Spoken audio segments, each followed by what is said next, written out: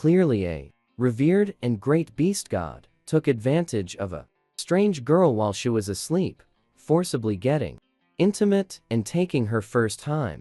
After finishing, he turned and fled before the girl woke up. Little did he know, his irresponsible behavior nearly led to the massacre of the girl and her tribe of hundreds. Because the very next day after the man left, the girl gave birth to 3 furry little cubs. But the woman, unaware of the truth, thought she had given birth to a bunch of little monsters, so she abused and scolded the cubs daily. Not only did she sprinkle salt on their unhealed wounds, she even broke their legs and handed them over to the hunting team as bait. Under her abuse, the cubs gradually grew twisted, and after becoming villainous bosses, they cruelly tortured and killed her. And Su Yao happened to be reborn into this vicious female's body. Before she could even process it, she heard 2 childish voices by her ears. Big brother, did the bad female fall to her death? It'd be better if she died. If she's dead, no one will abuse yous anymore, but if she really dies, we won't be qualified stay in the tribe anymore. Su Yao felt her head buzzing about to explode. She struggled to stay conscious and opened her eyes, only to see those strange white creatures in front of her with sheep heads, deer antlers, white fur lion bodies, and foxtails. How could this be so similar to the Beast World novel she had just been reading? It seemed she had transmigrated into a book, becoming the vicious female supporting character who shared her name. Immediately after, she recalled Theplet from the book. The original host was resting in a cave when she was during the mating season. A stray beastman abducted her and forced intimacy, resulting in an unexpected pregnancy. After the beastman's mating season ended, he disappeared. She already harbored resentment, and to make matters worse, she gave birth to 3 little monsters, making her wish she could vent her anger in them every day. From birth, the 3 little ones were seen as monsters, and with bloodline of a stray beastman, everyone in the tribe kept their distance, disgusted by them. The original host also despised them greatly. Growing up in such a hostile environment, the little beastman not only brutally killed her as a living being but also slaughtered the entire tribe once they grew up. Thinking of this, Su Yao's head ached even more. She tried to mobilize the healing power within her body. This was her innate ability, one that would persist as long as her soul remained intact. Finally, the physical pain gradually subsided. She opened her eyes and sat up. The 2 little ones, seeing her suddenly open her eyes and sit up, were so frightened they retreated several steps. Just as she was about to wave them over to lead the way, they vanished the moment she moved. Oh, well, there will be plenty of time later. Since they were not far from the tribe, she quickly found her way back based on the original host's memories. After taking just 2 steps, she suddenly remembered the 3rd child, Sumo. Oh no, the damned original host had actually left this child, Sumo, with the hunting team as bait. Judging by the sky, the hunt should still be ongoing. It was at this time that Sumo was bitten by a wild beast, losing his tail entirely. Without a second thought, she desperately ran deep into the forest. She had to find Sumo before he got injured. After running for nearly an hour, she finally encountered the returning hunting team. Rushing up to the leader, she tightly grabbed his arms, her voice trembling as she asked, "Where is my Sumo? Why didn't you bring him back with you? What are you going crazy about? That little cub is too badly injured. He probably won't make it anyway, so we just left him there." The lead ORC was startled by her sudden outburst. "How could you do this?" Her eyes were red with anger as she glared at the lead ORC. "He's just a cub. How could you be so heartless as to abandon him?" A young ORC in the team couldn't help but speak up. "Wasn't it you who threw him to us as bait? Why are you pretending to be all mother lion affectionate now? I was confused back then. Just tell me where I need to go find him." The lead ORC snorted coldly. It's too late now, that area is full of wild beasts. He's probably been gnawed down to the bones by now. Su Yao's mind exploded with a roar. Without thinking, she dashed forward. The ORC at the rear saw her, a female, recklessly running deep into the mountains, and threw the prey from his shoulder onto the ground. Take the prey back first. I'll go check on her. Dyer, it's too dangerous. What if you run into a fierce beast? How will you handle it alone? If something happens to you, how will we explain it? To the clan leader, Dyer frowned deeply, his gaze fixed on the direction where Su Yao had disappeared. She's alone in the forest, it's too dangerous. You've been helping her in secret for so many years. Any debt of gratitude should be repaid by now, right? If she's determined to get herself killed, why bother with her? Exactly. You're still planning to become her beast husband, are you? Dyer shook his head without speaking, and strode off in the direction Su Yao had vanished. Su Yao sprinted wildly through the dense forest. Sharp blades of grass cut her skin, but she didn't even notice. The thought of Su Mo's injured appearance made her heart ashen at him terribly, even though she had never actually. Finally, she found him in a low-lying area covered with fallen leaves. The little white lion Su Mo was seen, curled up in a pile of fallen leaves. His originally fluffy and beautiful fur, now disheveled and stained with blood. The fur on his left hind leg was dyed red with blood, and his once long tail had been bitten off, leaving only a small stub. Su Mo's breath caught at the sight. Words could never convey the impact of seeing it with her own eyes. Staggering, she rushed to his side, trembling as she lifted his center body into her arms. So badly injured, how had he managed to crawl all the way back to the tribe? Step by step, Su Mo struggled to open his eyes, widening them in disbelief when saw it was her. It must be a hallucination before death. That cruel female had already abandoned him. How could she possibly be here? His eyes slowly closed again, filled with nothing but bitter resentment. Why had he been thrown to the hunting team as bait? Only when he was lifted died believe this wasn't a dream. His mother had finally come to hold him, but he was about to die. Su Mo, I'm sorry, your mother came too late. Weren't you hoping I'd be bitten to death by wild beasts? His voice was weak, yet every word was clear. Su Yao opened her mouth to explain, but found her throat choked as if by something. Seeing her silent admission, the warmth of being held gradually faded away. He wanted to demonwe she had been so cruel to him. If she didn't want him, she could have abandoned him, but why let him be bitten to death? Yet in the end, he only managed to say, after I died, could you please be kinder to Su Nan and Su Bei? They can find food on their own. Could you please stop hitting them? Just speaking these few words had drained all his strength. Su Yao shook her head as she examined his body. You won't die.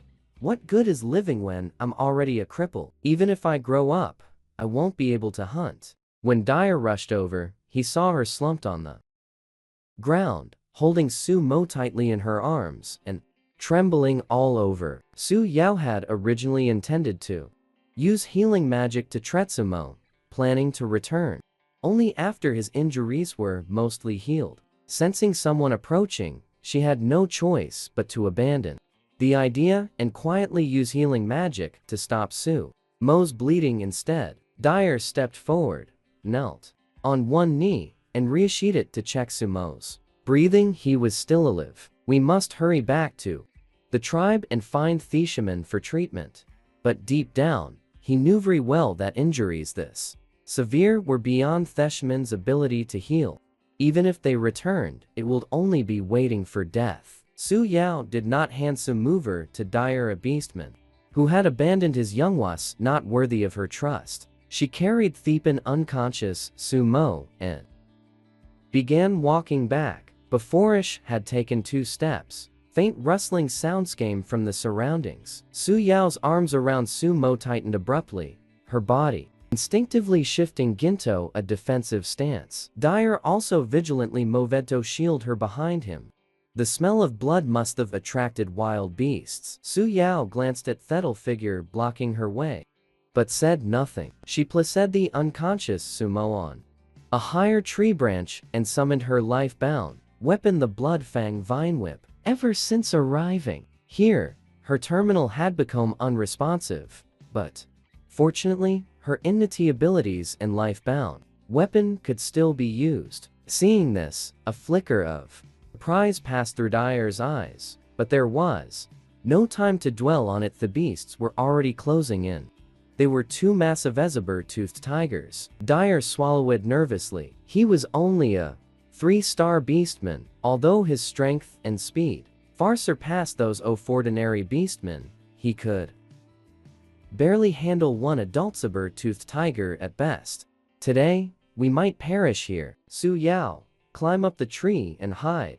However, Su Yao ignored him. Swinging her whip, she charged toward the saber-toothed tiger closest to her. She still wasn't used to maneuvering this body with enough flexibility. However, her bloodthorn vine whip was coated with highly concentrated anicaps powder. As long as it struck, the barbs on the whip would hook into the flesh, and the anesthetic powder would take effect immediately up in contact with the wound.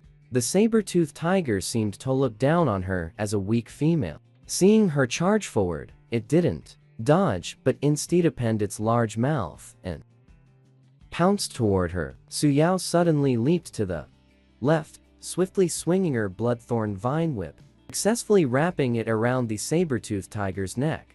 Using the tiger's forward momentum, she pulled hard, slamming the tiger's head fiercely against a large tree trunk nearby.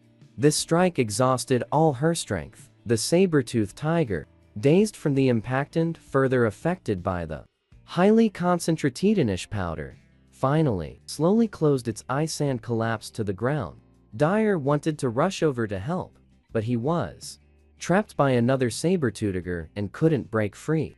Finally, after killing the saber-toothed tiger, he turned aroundly to see Su Yao already handling the previous tiger. Was this still the Su Yao he knew? A few years ago, after she went missing and was found again, her temperament changed drastically. Not only did she become lazy and malicious, but she also indiscriminately attacked all beastmen. Those beastmen who originally sympathized with her plight were driven away by her maddened beatings and curses too. Afraid to approach. After giving birth, she became even worse. She actually threw the newborn, hairless cubs into the frozen river. If he hadn't been on night watch and secretly fished them out, those cubs would have frozen to death. How did you do that?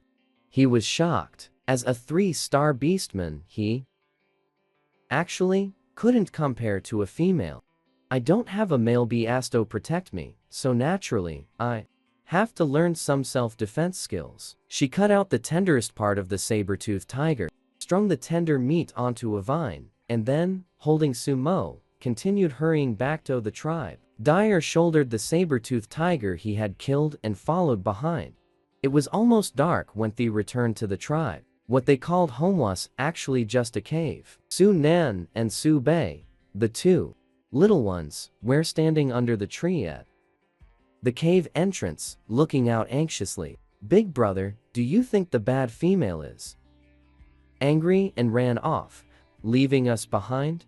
Otherwise, why hasn't she come back so late? Su Nan frowned, trying to appear calm. No, she wouldn't. Even if she doesn't want us, she'd still come back to this cave. Despite his words, a trace of worry flickered in his eyes. When Su Nan and Su Bei saw Sumo, covered in blood and unconscious, they were so frightened they burst into tears. Su Yao felt a pang overtake these little ones. Were so sensible, Ithert. Dyer placed the saber-toothed tiger at the cave entrance. I'll go call Fisherman. Su Yao initially wanted to refuse, but eventually nodded. Thank you, I appreciate. After Dyer left, Su Yao laid Sumo on the stone bed. Su Nan and Su Bei gathered around, watching Su Mo with worried eyes. I need clean water to clean his wounds. Can you manage that? Inside the cave, apart from a large stone pot and a few dirty animal hides, there was nothing else. I'll fetch water, Su Nan said, turning to walk toward a spot covered by an animal hide. Lifting it, he revealed a small wooden bucket more like a hollowed-out log. Su Nan bit the edge off the bucket with his mouth and ran outside. They lived in a cave at the edge of Tri, close to the river outside the settlement. Su Nan returned in about 10 minutes with half a bucket of water. Su Yao couldn't find any clean cloth, so she chose a relatively-looking animal hide. After washing it, she used it to wipe Su Mo down. Su Nan and Su Bei watched as she gently cleaned Su Mo's body, their mouths agape in shock. Su Yao wiped away the mud and dried blood from the fur around the wounds. Another 10 minutes or so passed. The witch doctor slowly walked over and, after examining Su Mo's injuries, shook his head directly. This cub's injuries are too severe to treat. Hesade, then turned to leave. Witch doctor, could you please give us some medicine to reduce the pain? The witch doctor inexplicably looked back at her and finally nodded. Su Nan, go with the witch doctor to get the medicine. Su Yao waited until they had walked away, then went over and pulled down the animal skin curtain to block the view from outside. Su Bei fearfully huddled in the corner. Seeing her approach Su Mo, he remembered their past experiences of being thrown off the bed and feared that the severline gingered Su Mo would be tossed aside by her. Summoning his courage, he raised his front paws to block the way. Don't throw brother away. Su Yao was left speechless. Step aside quickly. I need to treat him. Su Bei didn't listen to her and move away. Trembling, he shielded Su Mo. His light gray eyes were filled with terror, and he let a low, warning growl. Don't hurt brother. Su Yao watched this scene, feeling both helpless and complicated.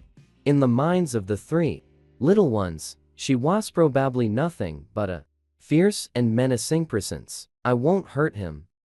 I'm going to save him. Su Yao tried to soften her voice as much as possible, attempting to soothe the bristling Su Bei. Su Bei climbed on the bed, blocking Su Mo and preventing her from getting closer. Su Yao decided not to waste any more words with Su Bei. She reached out and gently grabbed the back of Su Bei's neck, lifting him up. Su Bei immediately began to struggle, his 4 short legs kicking wildly in the air. In his struggle, the antlers on his head struck Su Yao's chin. Su Yao felt a sharp pain from the poke. Seeing this, Su Bei was terrified.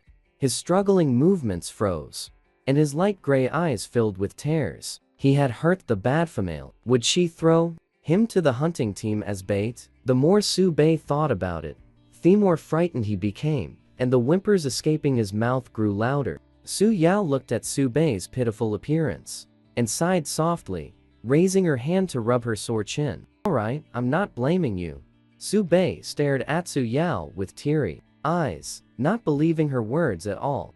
After all, second brother only ate a few extra bites of meat and had his legs broken before being thrown to the hunting team.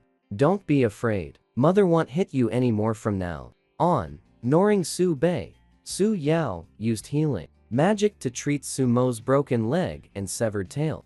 The healing magic could speed up recovery, but it will take a long time for the severed tail to grow back. The wound healed visibly before their eyes. Su Bei's light gray pupils widened in shock. Could this bad female be a priestess? A priestess was a higher rank than a witch doctor. Witch doctors only knew simple herbal treatments and bandagging, while priestesses could use healing energy to help people recover quickly. Their entire riverside tribe didn't have a single priestess. Su Yao withdrew her hand, her back already soaked in cold sweat. Healing herself earlier today had consumed too much healing energy, and now treating Su Mo had completely drained it. A wave of exhaustion washed over her, and she just wanted to rest properly. She forced herself to a nearby stool and sit down. Seeing Su Yao so weak, Su Bei's fear lessened a bit. It cautiously approached Sumo, gently sniffing at Sumo's mostly healed wound with its nose. Only after confirming Sumo's breathing was steady did it finally relax. After a while, Su Yao felt she had regained a little strength. She lifted her head and looked at Su Bei. Don't tell anyone. I can heal. She was new here and didn't want to draw too much attention.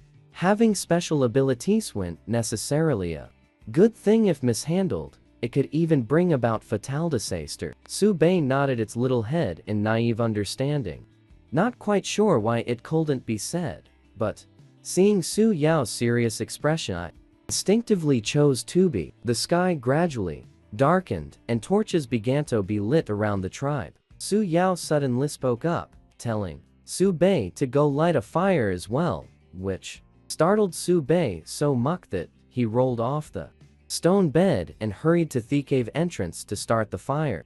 A few minutes later, the faint glow of the flames slowly dispelled the darkness in the cave. Su Yao, having adjusted to the dark environment, noticed that Su Nan hadn't returned after all this time and decided to go out to find him. It turned out that after leaving Theshiman's place, Su Nan had run into a few young beast cubs who usually bullied them. Anxious to bring the medicinal herbs back, he tried to avoid them, but was blocked a halfway. At this hour, the beastmen were all at the tribe square, distributing prey, so Noon noticed their situation. These herbs were given to my brother by the shaman. Why are you taking them? Little monsters don't deserve to use our shaman grandmother's medicines. The little fox cub waved the snatched herbs. We're not monsters. My brother is injured. This medicine was given to us by the shaman grandmother. Su Nan tried to grab them back, but was blocked by the little brown baron, the little tiger. How could the shaman grandmother give you herbs? You must have stolen them. We're stopping you from doing something bad. The little brown bear swung its paw at Su Nan. Su Nan watched as the herbs given by the shaman were thrown to the ground and trampled, nearly crying from anxiety. My mother said that ominous beasts like you shouldn't stay in the tribe. You should have died long ago. By the time Su Yao arrived, Su Nan was already brawling with a few young beastmen. Beastmen typically begin transforming at the age of 6, so from a distance, it looked like a few small animals fiercely fighting and biting. The little tiger beastman was riding on top of Su Nan, with both hands firmly gripping the horns on Su Nan's head. They taunted, still saying, "You're not a little monster? What are these on your head?" Su Nan whimpered in pain, but couldn't shake off the little beastman clinging to him. Seizing the opportunity, the little lion beastman nearby raised its paw and stomped toward Su Nan's belly. Seeing this, Su Yao rushed forward in a few steps, grabbed the little tiger riding on Su Nan, and flung it aside like a chick. The little beastman tumbled in the ground, rolling several times before coming to a stop. She then picked up a few of their cubs who had been hurling vile insults and walked over to the nearby manure pit, tossing them in. With mouths so foul, "You need a good wash," she said. This was the place where the tribe's beastmen usually leave themselves. "It stinks so bad," screamed the little fox beastman, flailing in the pit as it tried to grab the edge and climb out, but the walls were wet and slippery, offering no grip. The little lion beastman also cried out, its head and body covered in filth. "You unwanted female, how dare you throw us in here? I'll go tell my father and have him deal with you," threatened the little brown bear beastman, still struggling in the manure pit. Su Yao crossed her arms and watched them coldly. "Go ahead and have your fathers come find me. Let's see who dares lay a hand on me or my cubs." Out of the corner of her eye, she spotted the little tiger trying to escape. It had been the fiercest in the fight earlier. She strode over and kicked it down into the pit. "If I ever catch you bullying, My cubs again, it won't end so simply. The little tiger struggled in the manure pit, lifting its head with effort to utter more threats, but as it opened its mouth, splashing filth poured in. The other little beastmen in the tribe watched from afar, too terrified to make a sound. In the past, they had often bullied Su Nan and the others. Su Yao never cared before, but today, not only did she care, she even directly threw someone into the manure pit. Su Nan stood dumbfounded behind Su Yao, watching the struggling little beastman in the manure pit. Feeling both scared and exhilarated, Su Yao picked Su Nan up and headed home. Normally, Su Nan would have struggled long ago, but this time let her hold him. He had heard those words since he was little, and had long grown used to them. He never thought the bad female would stand up for him. She seemed different. After returning to the cave, Su Yao placed the tender meat of the saber-toothed tiger over the fire to roast. Just as the meat was ready to eat, messy footsteps approached from afar. Several females barged in aggressively, leading a group of beastmen. The leader was a slightly plump female with tangled hair. Su Yao shifted her gaze from the large red flower stuck in her bird's nest like hair, scanning the three robust beastmen behind her. Two other females stood beside her, their hair equally messy and tangled. Who knows how many days it had been since they washed it? Followed be their beast husbands. It must be said, their beast husbands all had excellent builds, and their looks were each more handsome than the last. Su Yao clicked her tongue. They were here to demand an explanation. Her shabby cave was almost too crowded. Well, how dare you throw my child into the manure pit? Do you really think we're dead? The plump female leader shouted at the top of her lungs as soon as she entered. Su Yao fearlessly met their gaze and said calmly, "Their mouths were filthy. I merely gave them a slight punishment." Su Nan and Su Bei hid timidly behind Su Yao, watching. Su Yao handed Therastid meat to their lips and gently reassured them, "Be good. Go eat over there." Su Nan didn't take the meat and was even startled into taking a few steps back. This has happened before. He beat up the little beastmen, wobbled them, and their beast fathers and beast mothers came knocking. The bad female not only didn't help them, but even joined in beating them. This time is definitely the same. Seeing this, Su Yao felt as if her heart had been struck by a heavy hammer. She knew the cubs had suffered too much injustice in the past, which was why they were so guarded against her. She raised her hand to touch Su Nan's head, but Su Nan thought she was angry and about to hit him, so he turned his head and dodged sideways. Su Yao awkwardly withdrew her hand, then looked at Su Bei, who was trembling with fear, and softened her voice to comfort him. "Su Bei, trust Mom. This time, won't let anyone hurt you. Go over there and eat the roasted meat. Leave this to Mom to handle." The plump female, seeing that she was being ignored, grew even angrier. "I don't understand any light punishment. All I know is you harmed our cub. You must give us an explanation today." Su Yao put down Therastid meat and stood up, walking step by step toward the female. "What explanation? I don't need to explain myself to anyone. I disciplined your children for you. You should be thanking me." The plump female, furious and humiliated, screamed and lunged at Su Yao. The two females behind her, with similarly disheveled hair, also charged forward. Su Yao sidestepped, easily dodging the plump, deflected the female's attack, and, with a fluid pull, sent her plump female sprawling face first into the dirt. The other tough males, seeing this, tried to flank her from both sides. Su Yao quickly crouched and swept her leg in a low arc, tripping both females to the ground. "You bunch of useless fools." The plump female shouted. She scrambled up from the ground, yelling at their beast husbands. "What are you standing around for? Teach her a lesson." The beastmen glanced at each other. Light punishment leads to penalties. Severe punishment leads to expulsion from the tribe.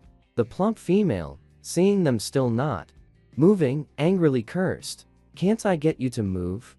Whoever doesn't act today, I'll abandon them when we get back."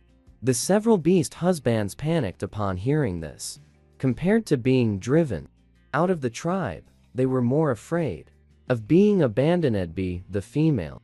Once abandoned by their female master, they would become discarded beasts and have to endure the torment of contract backlash every day. A tall and burly beastman roared, swinging a fist towards Su Yao.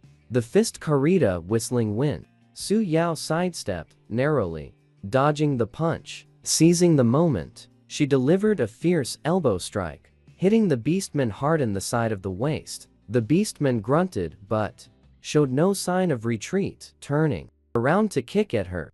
"Dire, you useless fool, can't even handle a female." The plump female, seeing her beast husband fail to subdue Su Yao and instead get hit, flushed with anger.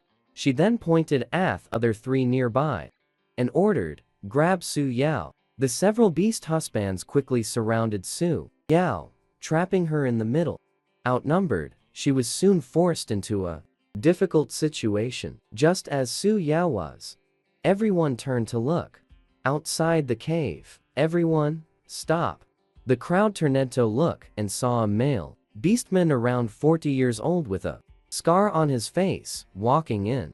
The plump female, seeing the newcomer as if finding a backer, quickly, tearfully, complained, "Chief, you must uphold justice for us. This Su Yao threw our child into the manure pit and injured so many of us." The chief glanced at the several females who had been beaten black and blue. "Did you do this?" Su Yao looked at the chief, her eyes reddening. "Chief, her child insulted my child first. I couldn't stand it anymore and taught them a lesson. Is it just because I have no male to back me up? My cub deserves to be bullied?" The clan leader frowned slightly. Seeing that the clan leader seemed unwilling to intervene, Su Yao hurried forward, tears streaming down her face as she pleaded, "If it weren't for me back then, it would have been them who were captured and abused by the stray beasts. But how did they treat me, their savior? They insulted me, cursed me, and even beat my cub, letting their own young snatch our things. Now, they even want their beast husbands to beat us to death. What gives them therite?" At these words, the cave fell into silence, all eyes fixed on Su Yao. The plump female's face turned pale, then flushed with anger. She opened her mouth to retort, but Su Yao's fierce accusations left her momentarily speechless. After a long pause, the plump female regained her composure and shrieked, "Who asked you to save us? You were the one who willingly went with the stray beast back then. Maybe you were in cahoots with him, putting on an act on purpose." Su Yao was infuriated by her shamelessness and turned to the indifferent clan leader. "Clan leader, you must stand up for me. I risked my life to lure away the stray beasts and save them. Yet this is what I get in return." Su Yao glanced around, tears welling in her eyes. "Everyone knows, when those stray beastmen attacked, if I hadn't risked my life to draw them away, all the females in our tribe would have suffered. And now, instead of gratitude, all I receive is their mockery and scorn. You female beastkin, you keep saying my cub is forsaken by the beast god. But who truly deserves to be forsaken by the beast god? You repay kindness with cruelty, bullying the weak. Aren't you afraid your actions will anger the beast god and bring disaster upon the entire tribe?" The crowd began to stir, some looking ashamed as they recalled the day Su Yao returned covered in wounds. The plump female Aji still stubbornly retorted, "Don't you dare scare us with the beast god. It's your little monsters who are despised by the beast god. Keeping them will only bring disaster to the tribe." Hearing this, Subei couldn't help but tremble, while Su Nanglered angrily at the plump female but, out of fear, hid further behind Su Yao. Su Yao shielded the two children behind her and glared at the plump female. "Watch your mouth. What? Despised? By the beast god, that's nothing but ignorant nonsense from fools like you. Don't try to argue, even the witch doctor said they're monsters. Does the witch doctor's word always shave to be right? Su Yao shot back without backing down. She didn't care if her words offended the witch doctor. If it weren't for the witch doctor's words, Sunan and the others wouldn't have suffered so much. The witch doctor is just flesh and blood, too. What right does she have to label my children like that? You have no minds of your own, and only use the witch doctor's words to bully a few children. Aren't you ashamed? The plump family is left somewhat speechless by Su Yao's barrage of questions, but still insisted stubbornly, the witch doctor is the wisest in our tribe, the one who can communicate best with the beast god. What she says can't be wrong. Everyone thinks your children are monsters. Keeping them is nothing but a curse. Su Nan's little face flushed red with anger as she peeked out from behind Su Yao and shouted, "You're talking nonsense. We're not monsters. We've never done anything to harm the tribe." Su Bei also dug her claws into the ground, holding back tears as she spoke up. "We're not curses. We've been trying our best to contribute to the tribe." Su Yao looked directly at that plump female. "Did you hear that? My children are far kinder than any of you. They never thought of causing trouble for the tribe.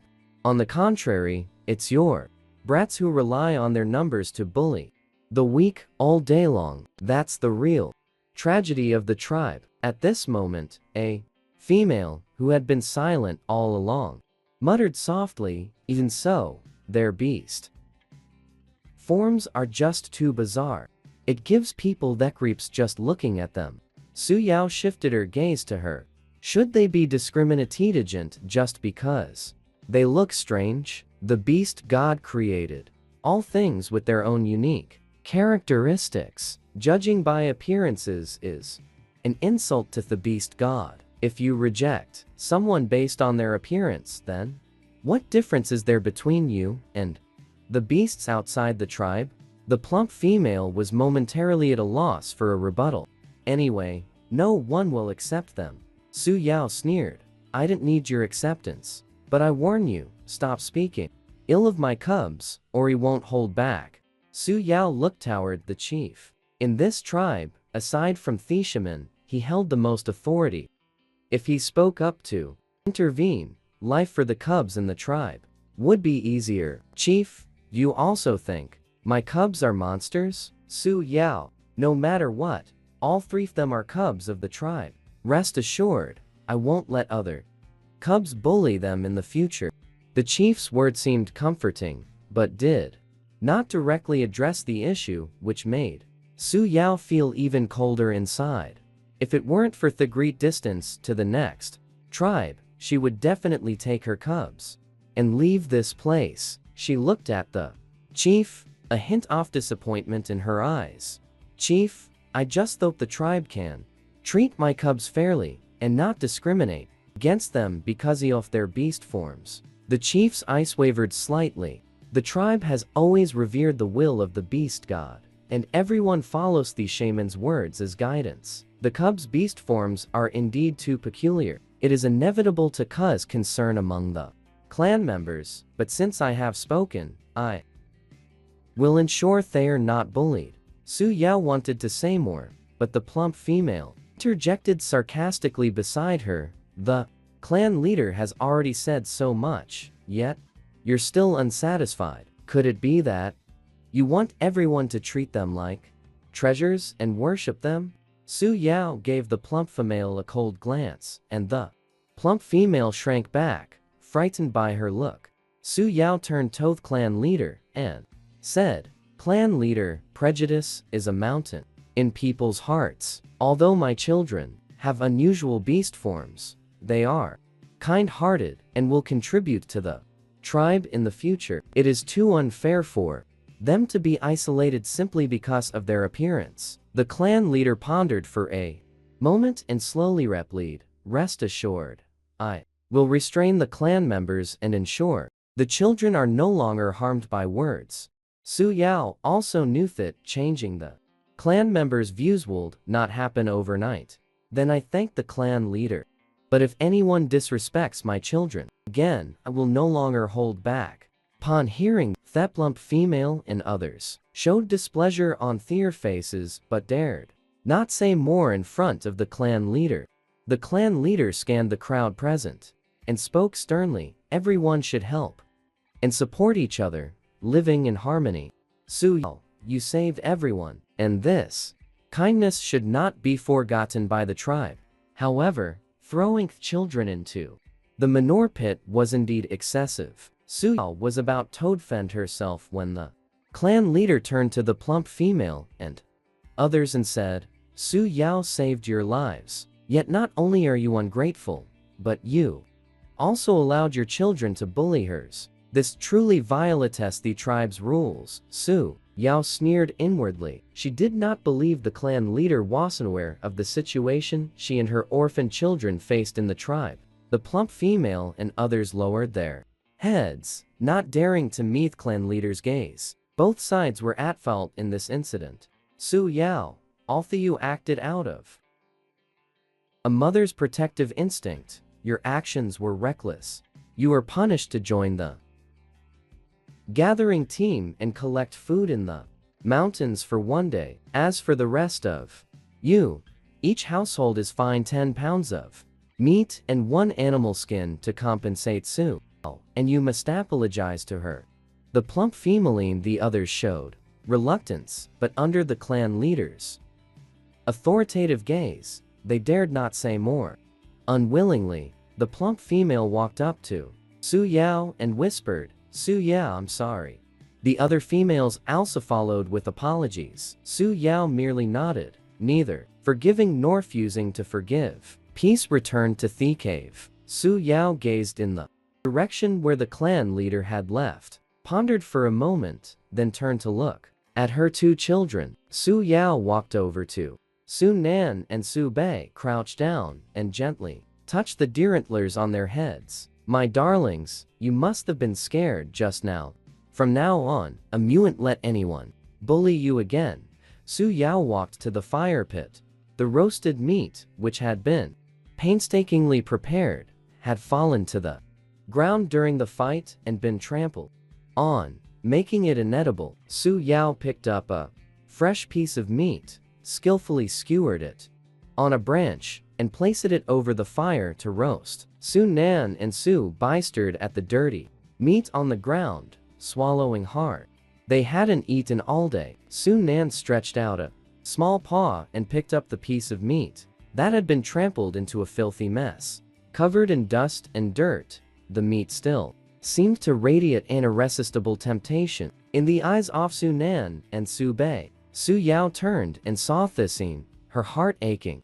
She paused from roasting the new meat and said softly, Su Nan, that meat is dirty. Eating it will make you sick. Just wait a little longer. The new barbecue is almost ready. Go check if Samo is awake. Su Nan, thinking of his severely injured younger brother, gets up and runs towards the stone bed inside the cave. Su Yao quickly speeds up her movements, continuous slipping the barbecue. Su Bei lies at her feet, staring unblinkingly at the barbecue over the fire. Soon, the aroma of charred fragrance spreads, filling the cave with the scent of roasted meat. Su Nan returns and silently lies down beside Su Bei. Su Yao gently scratches hispily with her toes. Is Su Mo awake? Su Nan grunts discontentedly but doesn't move away. The cave suddenly falls quiet, with only the sizzling sound of meat roasting and the occasional crackle of firewood. Su Yao hands thirsted meat to them. The 2 little unexcitedly sit up. Eat without worry. It was mother's fault before. From now on, they won't let you go hungry again. Su Nan and Su Bei don't respond to her words, devouring the food ravenously. Su Yao eats a piece of the barbecue herself. It's a bit dry, but still acceptable. Su Yao looks at Sumo, who remains unconscious on the stone bed, and estimates he'll sleep until tomorrow morning. Just as she's about to call the 2 little ones to rest in the bed, she notices Su Nan jumping off the stone slab and heading outside the cave. What is this little cub doing outside so late at night? Soon Nan, come back. But Soon Nan doesn't stop. Walking to the larger tree outside the cave, leaping onto the trunk, and lying down familiarly. Soon Nan, why aren't you sleeping on the bed? What are you doing in the tree? Soon Nan flicks his tail and buries his head. Didn't you tell us to take turns guarding outside to attract wild animals? Su Yao's heart trembles violently upon hearing this, instantly recalling the original owner's heinous behavior once. The original owner tied them, shortly after birth, to the trunk of a tree outside the cave. Their cave was located at the edge of the tribe, in her entla fraught with dangers. The cave was only shielded by an animal hide curtain. Once wild beasts invaded, they would be the first to bear the brunt and become sacrifices. The original owner clearly intended to use the beast sons to eliminate them. Su Yao's eyes instantly reddened, her heart aching so much could hardly breathe. Soon Nam, what's wrong? I won't let you do these dangerous things anymore. Come back to the cave with me to sleep. But Soon Nan's stubborn liar fussed to move. Su Yao walked a few steps to the tree and looked up at Soon Nan. Mother won't lie to you again. Look, today mother protected you and Su Bei, didn't she? Believe mother this time. Soon Nan slowly raised his head. Then promise you won't throw us out again. Su Yao immediately raised her hand to swear. I promises you won't suffer the slight charm from now on. She truly ached for them. She had always liked children. In her previous life, busy with her career, she never had time for romance, let alone having her own children. Now, becoming a mother without the pain was actually quite nice. Soon Nan jumped down from the tree and ran into the cave. Su Yao instinctively reached out and just happened to catch his tail. Su Yao carried Sunan into the cave. The next morning, just after Su Yao returned from washing up by the river, she encountered a beastman coming to deliver meat and animal hides to them. In total, they received 4 hides and 40 pounds of meat. The beastman here knew how to use salt to cure and make jerky. What they delivered was all jerky. Su Yao placed the hides in the stone bed and hung the jerky on Thududen rack at the cave entrance used forging hide skirts. Looking at the empty cave, she planned how to renovate it. As she was thinking, Su Nan came in biting half a bucket of water, then conscientiously went to start a fire. Su Yao walked to the side and cleaned the heavy stone pot placed on the stove made of several stones. Sumo was already awake. He was severely injured and not yet recovered, with damaged muscles and bones, so he needed proper nourishment. Su Yao sliced the fresh, tender meat of the saber-toothed tiger left from last night. The heavy stone knife was not handy at all. If only her terminal could be used. It was filled with various emergency medicines as well as many cold weapons and firearms. Bad female, I'm going to fetch water by the river. Su Nan's immature voice interrupted Su Yao's thoughts. She looked at her sensibledest son and flicked his forehead. No manners. Call me mom. Su Nan snorted, bit the edge of the wooden bucket, and ran out. Su Yao shouted from behind, brat, be careful and don't go too far. Su Yao placed the sliced meat into the stone pot steaming with heat. Su Bei lay nearby, occasionally poking the fire. Su Bei, will you accompany mom to gather later? Upon hearing this, Su Bei stiffened all over. Was it his turn now? The warmth from yesterday was indeed just a dream of his. I'll go with you. A slightly hoarse, childish voice sounded from behind. Both the human and the beast turned around simultaneously. Su Mo had already jumped off Thebes and was walking toward them. Su Bei's light gray eyes sparkled with brightness. Second brother can get out of bed. Su Mo raised his paw and gently patted Su Bei's furry head. Brother is fine. Su Bei nudged him with his head, even wagging his tail happily. If you don't want to become lame in the future, you'd better go back to bed and lie down now.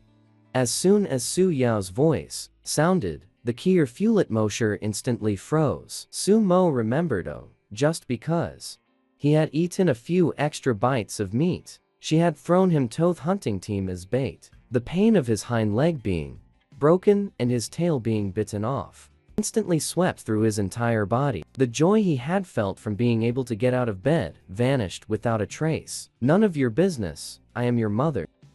If I don't take care of you, who will? Didn't you say you didn't want me anymore? Why bother with me now?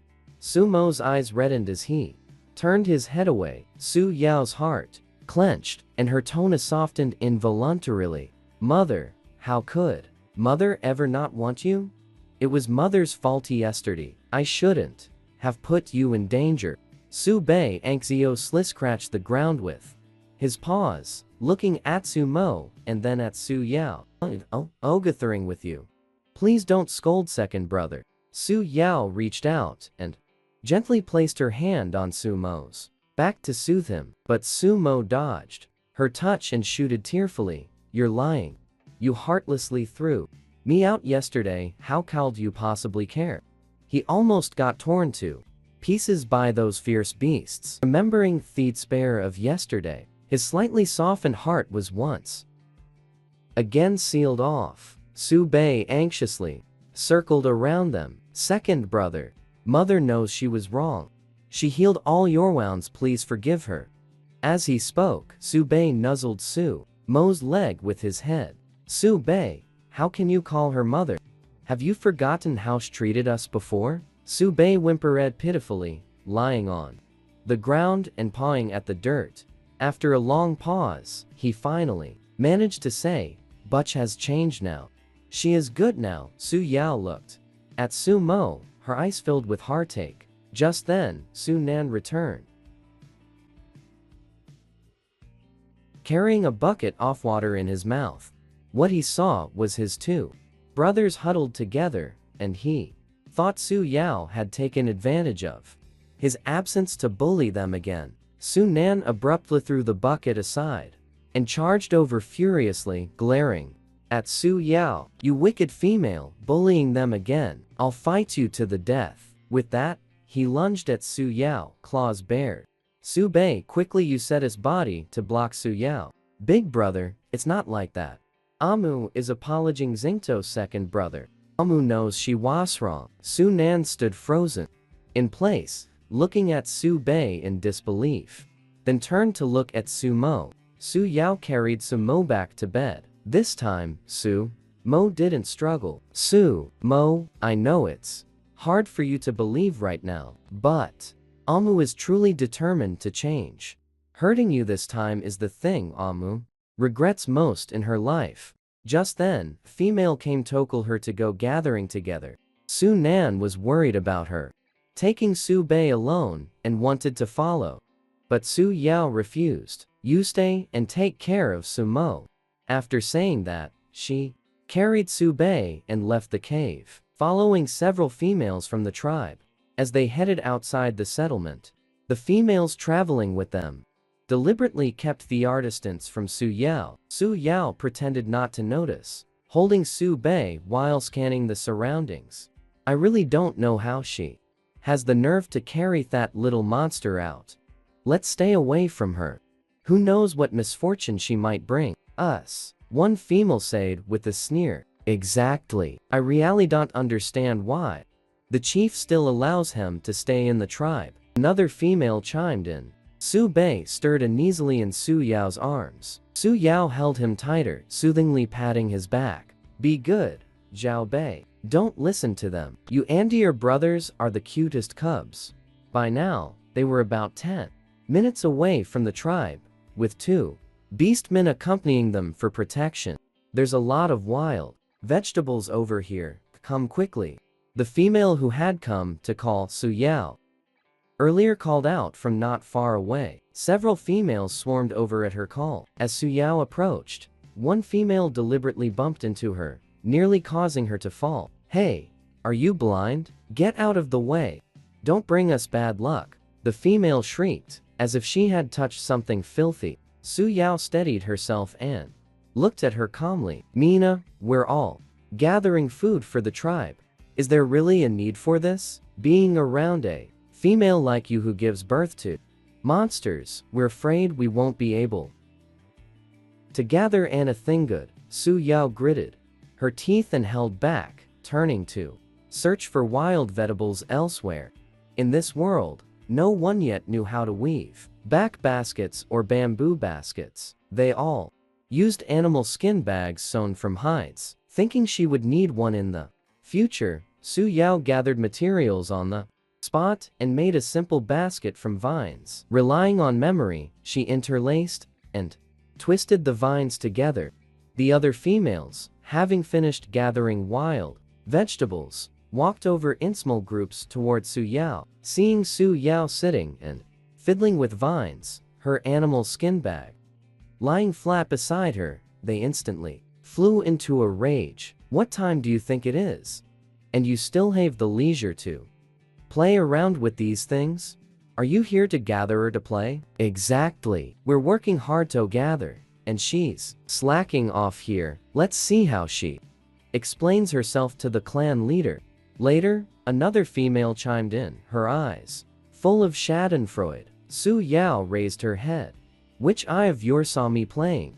I'm making this basket so that gathering will be more convenient in the future, and we can carry more things. That's just an excuse for your laziness, a hot-tempered female retorted, reaching out directly to knock over the unfinished basket in Su Yao's hands. Su Yao quickly sidestepped, shielding the basket behind her, a cold glint rising in her eyes. You don't have to believe me, but don't damage my things. So what if we damage it? The offspring you give birth to are monsters. What good could anything you make possibly be? The female was relentless, adopting a posture ready to fight. Su Bei, standing nearby, trembled with fear, tightly clutching the hem of Su Yao's clothes. Su Yao, having been pointed at and scolded repeatedly, finally lost her temper. Shu whipped out a whip and lashed it toward a nearby tree, a trunk as thick as a fist instantly snapped in two. If I hear anyone insult me child again, the next whip will land on you, she declared. The previously arrogant and domineering females were now pale-faced, terrified by Su Yao's sudden outburst. Thief male who had intended to knock over the basket was so frightened her legs went weak. Since when had this ugly female Su Yao become so formidable? The atmosphere remained frozen for several dozen seconds until one slightly braver female mustered the courage to speak up. How dare you act like this? Aren't you afraid? The clan leader will punish you? Su Yao snorted coldly. If the clan leader cannot distinguish right from wrong, I, Su Yao, am not afraid. Su Yao continued fiddling with the basket in her hands. Shortly after, exclamations of surprise came from the distance, but Su Yao paid little attention.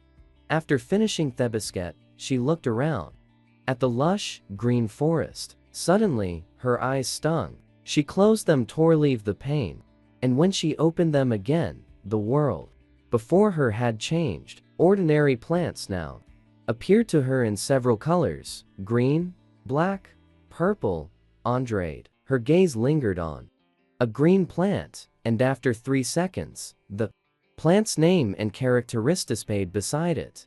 She then looked at the other colored plants, each displaying different features and uses. Su Yao took 5 minutes to digest this astonishing information. Green indicated edibility, black indicated toxicity, red indicated medicinal value, and purple indicated food noun. Suppressing her inner excitement, she began picking the green, edible plants and placing them in the basket, which was soon filled to the brim. By now, it was already getting late. The other females had long since returned, perhaps intentionally not calling her, but she didn't mind. Carrying the basket and holding Su Bei, she walked toward the tribe. Just as she returned to the tribe, Su Yao saw a crowd gathered in the center. She moved closer for a look and saw a female lying on the ground, her face deathly pale. Her lower leg was badly swollen, and the wound showed a faint, blackish-purple hue. It seemed like a snake bite. The people around looked anxious and panicked. Where is the witch doctor? Why hasn't she come yet? The one bitten was that hot-tempered female. Su Yao intended to empty the wild vegetables and then leave. Just as she turned away, Mina suddenly pointed at her and shouted loudly, "It's her. It's all because she brought that unlucky child out, bringing misfortune upon us. That's why the venomous snake bit Ni Duo." Su Yao frowned. Was this never going to end? That's right. Ever since those little monsters were born, nothing good has happened in our tribe. Another young female jumped out, waving her arms excitedly. First, tribesmen get injured while hunting. And now, Sumiones being bitten by a snake. What else could it be but the misfortune they brought? The witch doctor was right, they are monsters, abandoned by the beast god. They should be driven out of the tribe. The female lying on the ground groaned in pain. Hearing these words, the people around grew even more convinced. Drive them away, otherwise, the tribe will face more disasters. Someone in the crowd shouted. Yes, drive them out of the tribe. Su Bei, frightened by the commotion, clung tightly to Su Yao, burying his whole little body in her arms, trembling slightly. Su Yao's gaze fell on the unconscious female. Though resentful of the earlier accusations from the crowd, her instincts as a healer made her somewhat reluctant. Witch doctor, is there really no other way? Ni Duo's several beast husbands' faces were filled with despair. If Ni Duo died, they couldn't live either. The witch doctor sighed helplessly. This snake venom is too special. Unless it's thepriest, there's a slim chance of survival. I truly am powerless. I'll take Ni Duo to the Black Forest tribe to find the priest for treatment. Are you crazy? The Black Forest is a 5-day journey from our tribe, not to mention the dangers along the way. Can Ni Duo endure the ordeal? Are you telling us to just wait for death? Su Yao silently noted down the Black Forest tribe, lowered her head to look at the trembling Su Bei in her arms.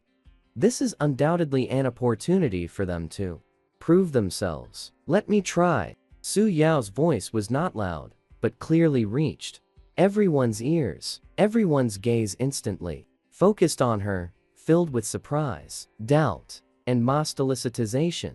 Even the witch doctor can't do anything. Don't cause trouble here. Su Yao ignored the other's mockery, walked straight to the injured female, and took her hand, seizing the chance to input a bit of healing energy to stop the toxin from spreading further.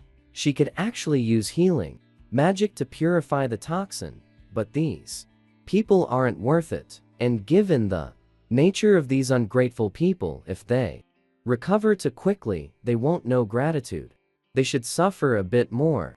I know of a kind of herb that might be able to neutralize this poison. Hearing this, Ni Duo's two beast husbands, as if seeing a lifeline, immediately knelt down and begged her to save her. Calming down, they also understood that even if they rushed to the Black Forest tribe, Ni Duo might not necessarily be saved. Now that Su Yao said there's a way, that is the only hope. Su Yao, please, you must save Ni Duo. It was our duo's fault before. I apologize on her behalf. From now on, we'll do whatever you ask us to do. Kai, with reddened eyes and a voice choked with sobs, spoke while encapped, kowtowing incessantly. Su Yao, please, save our duo. Seeing them in such a state, Su Yao felt the anger in her heart dissipate be more than half. If Ni Duo died, these few beast husbands of hers wouldn't be able to live either.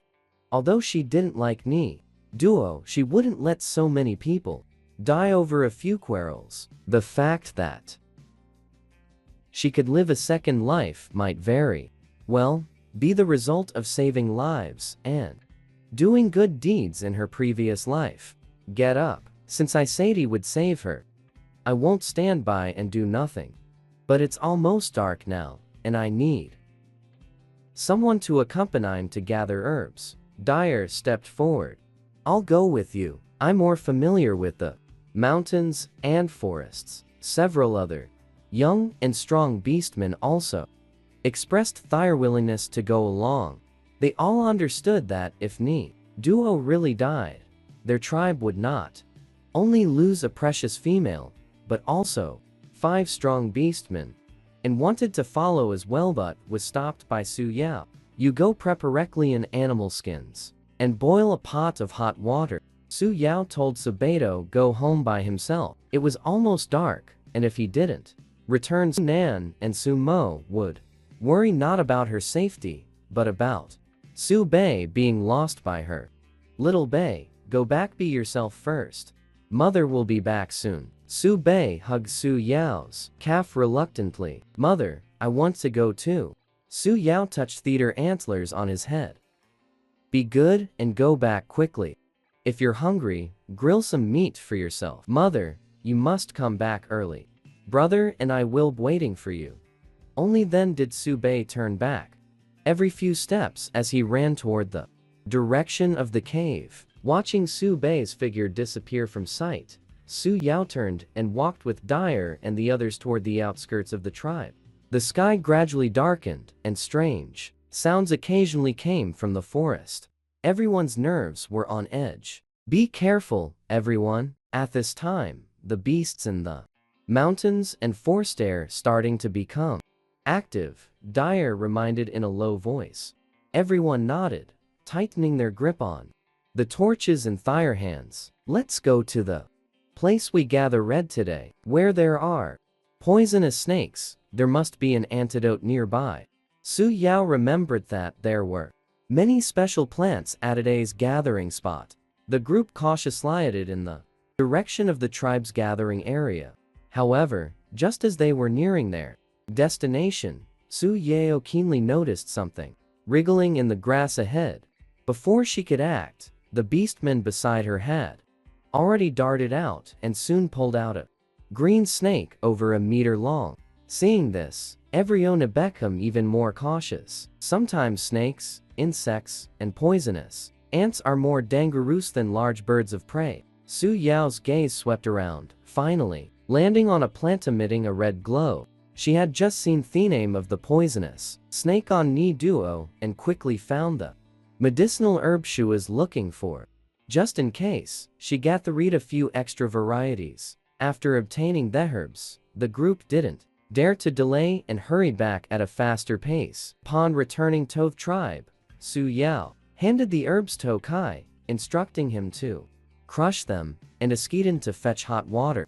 For some reason, the witch doctor hadn't left. Watching her busy work with the heavy gaze, Su Yao pretended not to notice since she had already offended her. She wasn't afraid of making the offense even more thorough. Dyer, show your claws. Dyer looked at Su Yao with confusion, not understanding why she suddenly made such a request, but still revealed her sharp claws. Su Yao pointed to Ni Duo's swollen, blackened calf. Make a cut here at the bite mark. The snake venom Ni Duo was bitten by is very potent. Relying solely on herbs is not enough. We must first squeeze out the poisoned blood, otherwise the toxin will continue to spread.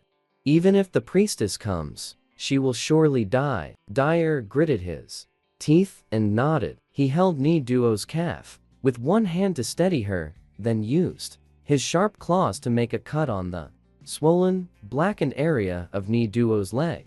Though unconscious, Ni Duo trembled in pain and let out a faint moan. Help squeeze out poisoned blood.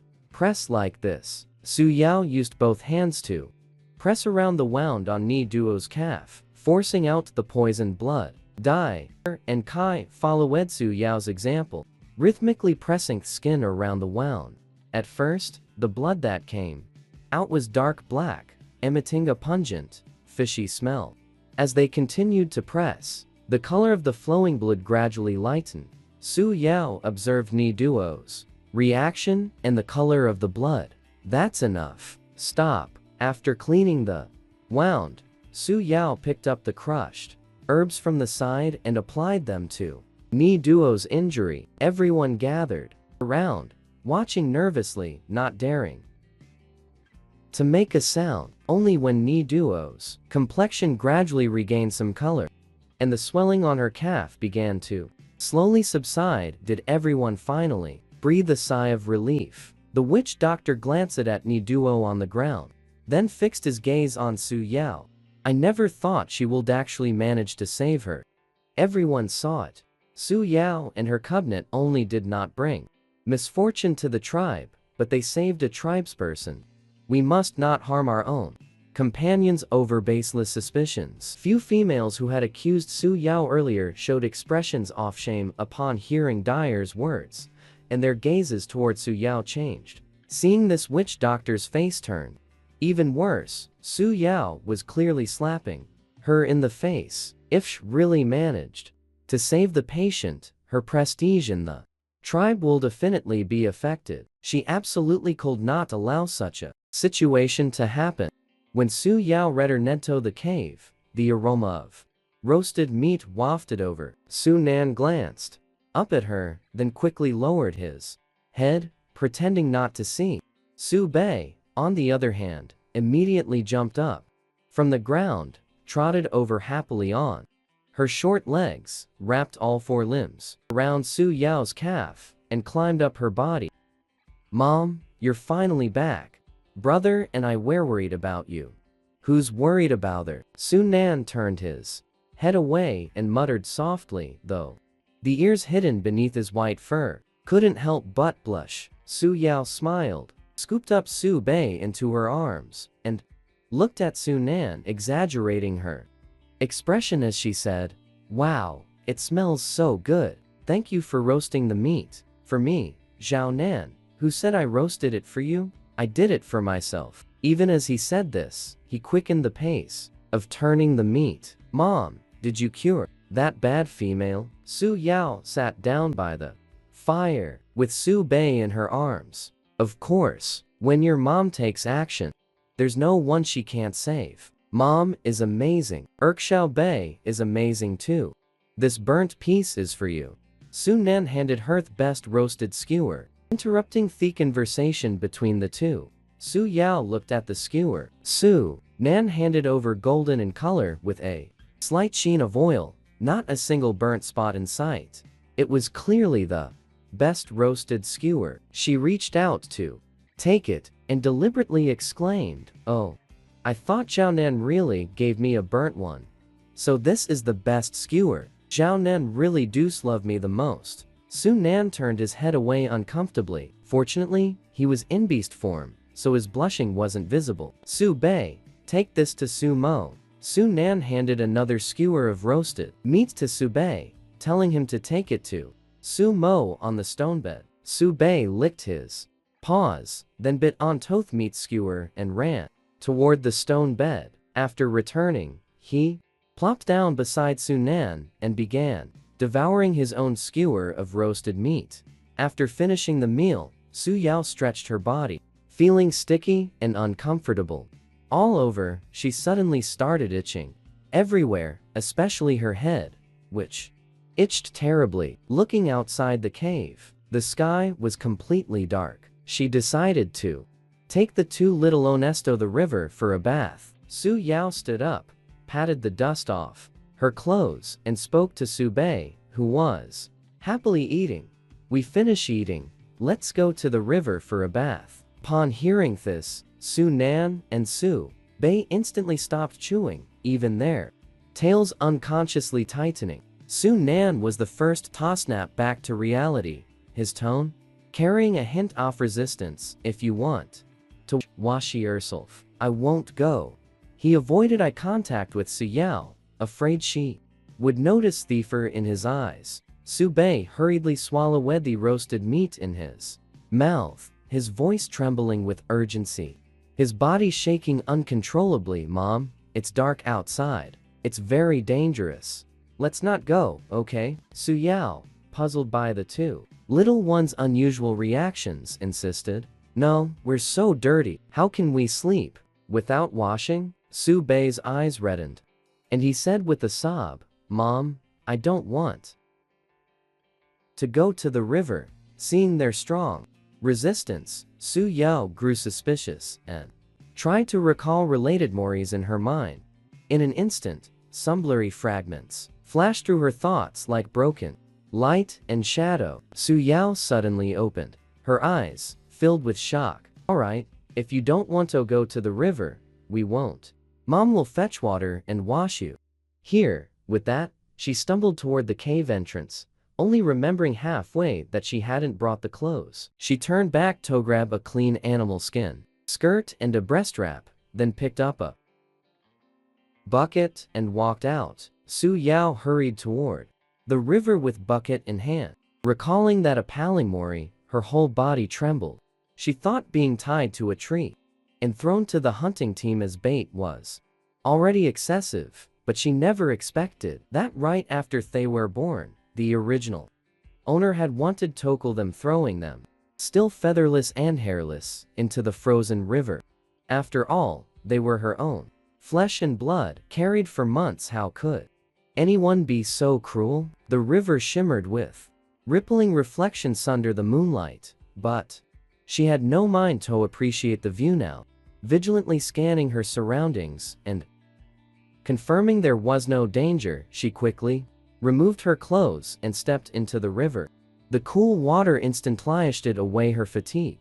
She shivered, then swiftly cupped her hands to scoop water over her shoulders and back. Once accustomed to the temperature, she crouched down, letting the river rise past her shoulders. She scrubbed herself in the river for a long time, finally feeling clean as if she had scrubbed off half a pound of grime. She had laughed at the other females before, never realizing her own body wasn't much cleaner. Her hair was oily and tangled too. How did she have the nerve to mock other size dirty? Unbearable. So dirty. And without shampoo, how was she supposed to wash it?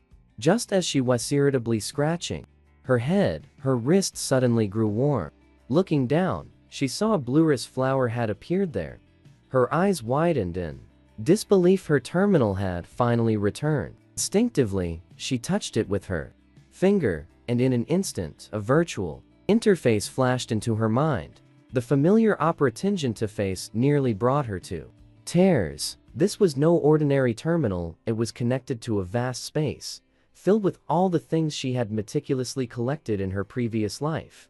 From daily necessities to clothes and shoes, and then to the cold weapons and firearms piled up on several shelves, she felt even more confident.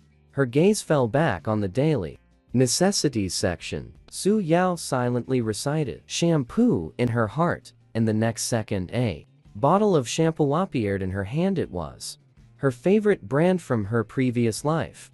She squeezed the shampoo into her hand, rubbed it into a lather, and applied it to her tangled hair.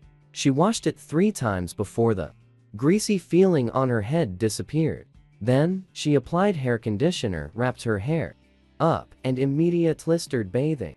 A body wash emitting a faint fragrance lay in her palm. She couldn't wait to stand up, spread the body wash all over herself, and carefully scrub. After washing twice, she finally felt refreshed. After bathing, she came ashore, fetched a bucket of water, and headed back. However, she never expected that on the big tree opposite, a bird that looked like a rooster was perched. Its eyes were fixed unblinkingly on her creating figure. At this moment, it had already transformed into human form, dressed in black and hidden in the night. It had been there even before Su Yao appeared. At first, it wanted to avoid her, but thinking of the purpose of its trip, it dismissed the idea of leaving temporarily. It was precisely because it didn't leave that it got to witness such an intriguing scene. Could she be the variable mentioned by the high priest? Interesting. With a flash, it returned to its bird form and silently followed Su Yao. When Su Yao returned to the cave, Su Nan and Su Bei had already finished eating the roasted meat. The 3 little ones were sitting by the stone bed, but when they saw her come in, they all fell silent in unison. Su Yao carried the bucket of water to the stone bed and began wiping their dirty fur and paws. This time, the 3 little ones didn't resist and let her clean them. Su Yao suddenly felt a sense of being watched, but after looking around and even stepping out of the cave to check, she found nothing unusual. Thinking it was just her imagination, she didn't dwell on it and slept soundly until dawn. As soon as she lifted the animal hide curtain, she saw several beastmen standing at the cave entrance, startling her. Is something wrong? Su Yao, we're here to thank you. Thank you for saving our duo. Is she awake? Kai nodded vigorously, his face filled with relief after surviving a disaster. If it weren't for you, we really can't imagine what would have happened. If you ever need anything in the future, just let us know. We'll definitely help you. Su Yao nodded. She did have something in mind. Could you help me chop some wood from the mountain? I want to fence there. No problem. Just tell us what kind you need, and we'll bring it back for you. Su Yao didn't hold back. About the size of a fist will do, and as tall as you are. All right. They actually felt really that she made a request. This is a small token of our gratitude, Kai said, taking an animal hide from another beastman and handing it to her. Su Yao didn't refuse and accepted the hide. A quick glance told her there were about 4 or 5 pieces. And this, Kai pointed to the bamboo tubes in another beastman's hands. I guess your salt is almost used up. This should be enough for you until the end of the cold season. Thank you. This thank you was sincere. After eating food without salt for several days, her mouth had almost lost all taste. It's the least we can do. There's also some game.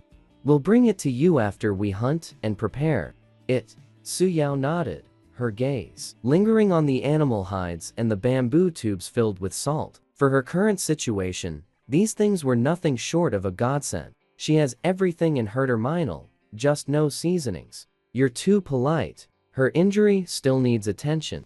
Apart from the herbs I gave, don't use anything others provide. If there are any problems, feel free to come find me.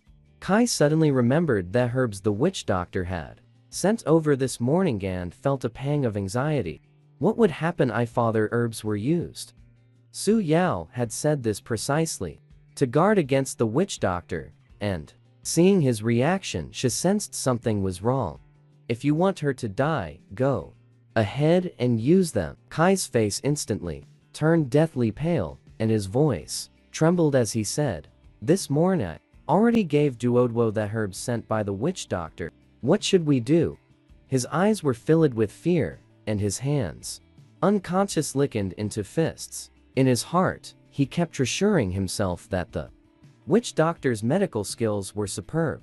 So it should be fine. Su Yao's heart tightened. She hadn't expected them to actually use the witch doctor's medicine. She took a deep breath. How long has it been since she took the medicine? Seeing how serious she was, the veins on Kai's forehead bulged. We came straight to you after changing her dressing. It hasn't been long. Hearing this, Su Yao secretly breathed a sigh of relief. The time wasn't too long. Wait for me a moment. She returned to the house and quickly rummaged through her terminal, pulling out a small bottle containing an antidote.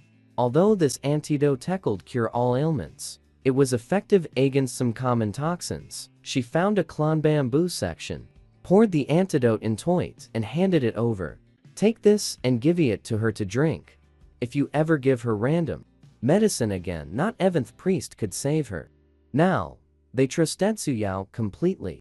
They took it, thanked her, and left. Su Yao returned to the cave again and saw that Su Mo's leg injury had mostly healed. The broken tail had scabbed over, but it would still take time to regrow. I need to go up the mountain to find food. Who among you will go with me? Su Bei wagged his tail and was the first to dart out.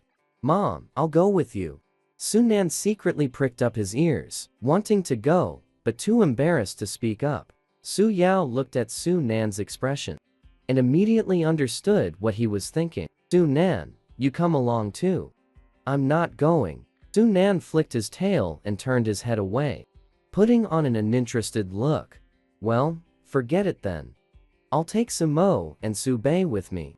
Su-mo was just about to nod when Su-nan became unhappy. His injuries aren't healed yet. How can you take him? Just as bad as before. Su-yao raised an eyebrow and looked at Su-nan with a half smile. Wasn't it you who said it was boring and didn't want to go? Su-nan's face flushed hot. I'm just worried about Sumo. Big brother, you just want to go and are too embarrassed to admit it. Su-nan, ashamed and angry, made a move to pounce on Su-bei. Su-yao quickly stopped the two little ones, taking the chance to rub Su-nan's belly a few times. Alright, stop fooling around. Let's all go together. So Su-yao picked up Sumo with one hand and carried a rattan basket with the other as she walked out. Su-nan and Su-bei followed behind. One person and three beasts left the tribe and walked up along the riverbank. Su-yao wanted to test her identification ability and also look for something that could replace salt. She remembered there was a kind of fruit that produced salt. Along the way, they encountered many usable things. The herbs and edible wild vegetables were all collected by her into the space. Recently, the tribal beastmen have been storing food for the winter. The tribe distributes food to the females every day, but the quantity is limited. The three cubs are at a stage of growing, so she must stock up more. Although she didn't find salt, fruit, she unexpectedly came across quite a few yam vines. Babies, it's time for you to contribute. See this? Dig down along this vine. This will be our food for the winter. Upon hearing it was food for the winter, the three little ones were very excited, thinking about how last year they had no food and could only eat snow. To stave off hunger when they were hungry every day. Su-nan still had doubts. Are you sure there's a smithing underneath? Trust your mother, and you'll have food to eat. Hearing this, Su-nan rolled her eyes, trusting her wouldn't lead to starvation. Su-bei, however, was full of energy and immediately lay on the ground, starting to dig with her little claws. Don't look at how small he is. He's really good at digging. In no time, he dug out a small hole. Mom, is there really something tasty down here? Su-bei asked while looking up with eyes full of anticipation. Su-yao smiled and nodded. Of course, as long as you keep digging a bit harder, you'll see the tasty stuff. Hearing this, Su-bei put in even more effort. He wanted to dig more so they wouldn't go hungry during the cold season. Su-nan started digging with a mix of belief and doubt. Su-bei dug with increasing enthusiasm, and finally, his claws hit something hard. Mom, I think I've dug something up. Su-yao walked over and helped Su-bei clear the soil around it. A long piece of Chinese yam was revealed. We really dug it up. Well done, Zhao Bei. Su-nan also came over. He wanted to confirm if there really was food. Dig it out. Be careful not to break it. Su-yao instructed the two little ones. With Su-yao's help, they successfully dug out the first Chinese yam. Mom, can we really at this? Su-bei looked at the mud-covered, dark brown thing. With some hesitation, Su-yao picked up the arm-thick Chinese yam and snapped it in half, revealing the white, fibrous flesh inside. See? Wash it, peel off the skin, cook it, and it's ready to eat. They didn't ask if it tasted good, as long as it could fill their bellies during the cold season. The flavor didn't matter. As long as we don't break the skin or snap it, it can be stored until the cold season. Without a problem, Su-nan didn't say anything and ran back to the spot where he had been digging, continuing his work. Through their efforts, one Chinese yam after another was dug out and piled up nearby. Su-mo watched Su-bei and Su-nan busy at work, feeling upset he couldn't help. If only he weren't injured. Suddenly, a fruit hit him on the head and rolled into the basket. The pain made him yelp. Already in a bad mood, he picked up the fruit and threw it. By sheer coincidence, it hit the tree trunk next to Su-yao and finally rolled to her feet. Su Yao's gaze fell in the fist-sized, bluish-black fruit by her feet. Species detected, wild walnut. The shell is hard, and the kernel is rich in oil and various nutrients, possessing extremely high energy supplementing vol. Su Yao slowly looked up and discovered a huge walnut tree overhead, laden with fruit. On the grass, many half-rotted fruits had fallen. What an unexpected alert! She called Simo to pick up the walnuts in the ground. Amo, gather more of this fruits. They're really good stuff. Sumo rubbed his aching head, a flicker of pleasant surprise in his eyes. Completely forgetting's earlier disappointment, he jumped out of the vine basket and picked up the walnuts that had rolled into the corners, placing them one by one into the basket. Even the half-rotten ones like these should be picked up. Can they still be eaten if they're bad? This is called a walnut. Only its outer skin is damaged. Inside, there's still a hard shell, and within that is the edible part. Su Bei and Su Nan, hearing the commotion, curiously came over. Su Bei blinked, staring at walnuts on the ground. Su Yao said with a smile, "These are wild walnuts. Eating more walnuts will make you smarter." The two little Anas immediately perked up and wanted to join in gathering the walnuts. You two focus on digging up the yam first. That's the real stuff that can fill your stomachs. Su Bei and Su Nan were very interested in fuel nuts, but upon hearing Su Yao's words, they returned to the yam vines and continued digging diligently. She took out something resembling a hoa fish fin from her mid-space and joined in digging. The wild yams were quite large, bigger than her arm. They had only dug up 3 plants when a small pile formed on the ground, enough to eat for a long time. "Mom, why is this yam so long?" Su Bei gasped for breath, while vigorously digging the soil, his little paws already covered in mud, with many mud spots on his body.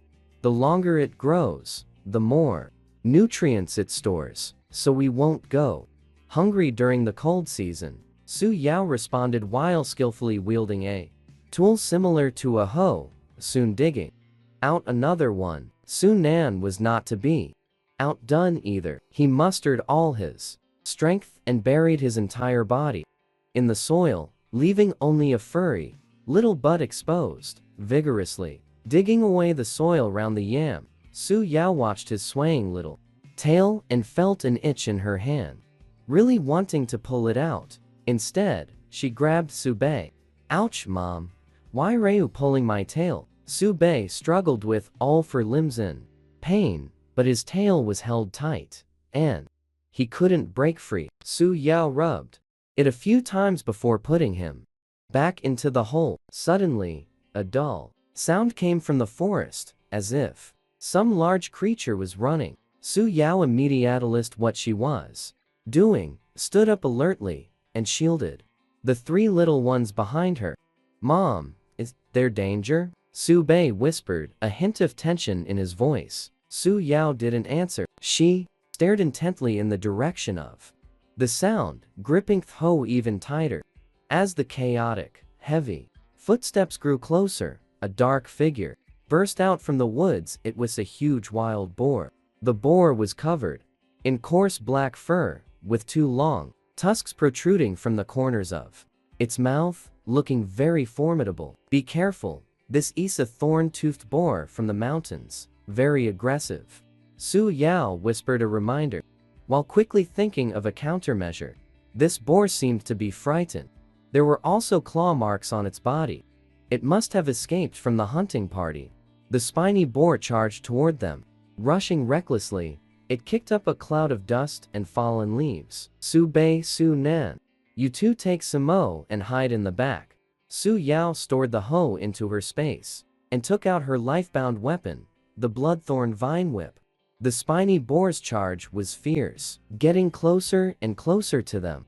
"Mother, be careful," Su Bei anxiously shouted. He was held back by Su Nan and Su Mo. Su Nan was also anxious, but they had almost no offensive power. Going out would only cause trouble. The 3 little ones hid behind a nearby bush, watching the side without blinking. The spiny boar charged close, leaped high, and pounced toward Su Yao. Su Yao remained calm and unhurried. She sidestepped while swinging the bloodthorn vine whip. With a sharp crack, the vine whip accurately struck the spiny boar's back.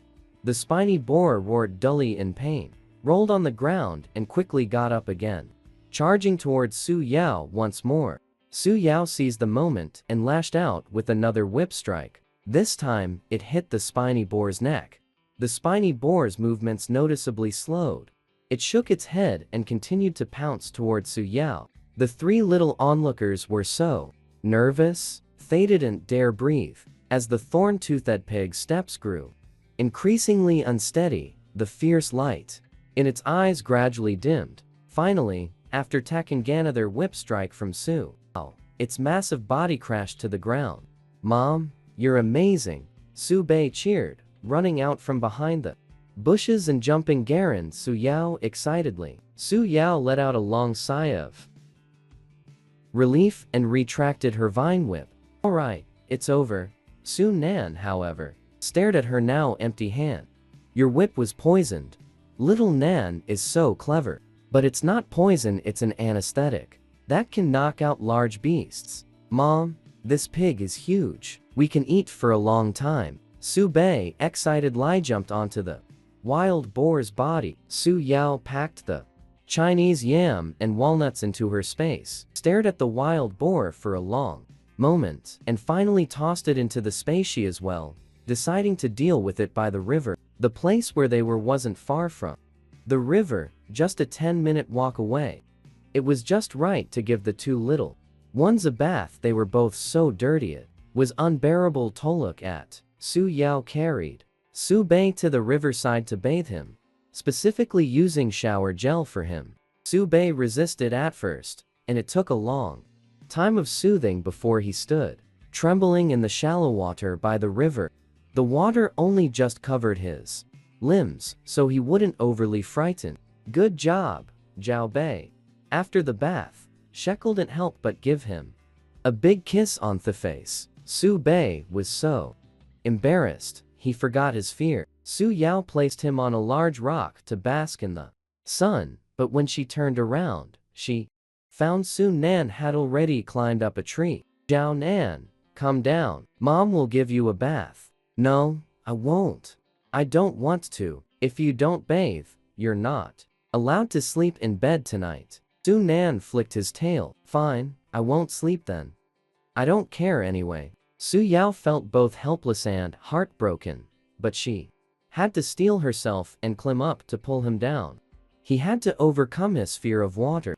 This world was so cruel, he couldn't afford to have such a big weakness. Bathing Su Nan wasn't as smooth as bathing Su Bei. He struggled so much that splashes of water soaked a large part of her animal skin skirt. She couldn't help but give him a light slap on his furry buttocks. The slap made her even more heartbroken. Beneath the fluffy fur was a skinny, bony body, all bones to the touch.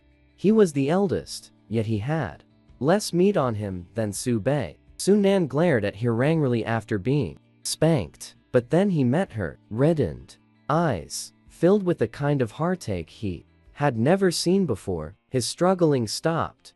"Hurry up and wash if you're going to. Just this once, because she's crying." Su Yao sniffled and rubbed shower gel on him. This time, Su Nan surprisingly cooperated. After a smooth bath, Su Yao placed him next to Su Bei, then looked at Su Mo and patted his head.